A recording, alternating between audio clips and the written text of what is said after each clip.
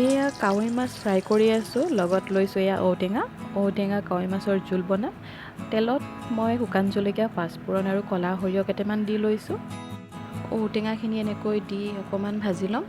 বজাৰত এতিয়া সহজভাৱে উপলব্ধ হ'ব ধৰিছে ঔটেঙা, সৰু হৈ আছে, বহুত বেছি ডাঙৰ হোৱা নাই তাৰমানে, তথাপিও খাবলৈ বহুত ভাল। হালধি নিমখ এয়া মই দি দিলোঁ। তাৰপিছত এনেদৰে অকণমান সময় ভাজি লোৱাৰ পিছত পানী ঢালি দিছোঁ। এতিয়া মই উতলিবৰ বাবে ৰাখি দিম। ভাজি থোৱা মাছ কেইপিচ মই এয়া এনেদৰে দি দিছোঁ। তাৰপিছত আকৌ অকণমান উতলিবলৈ দিম। মানে গৰমৰ দিনত আচলতে ক'বলৈ গ'লে টেঙাবোৰ খায়ে বেছি ভাল লাগে। ঔটেঙা হওক, তেতেলী হওক, থেকেৰা হওক, যিয়ে নহওক খাই বহুত বেছি ভাল লাগে। এয়া মোৰ আঞ্জাখিনি হৈ গ'ল।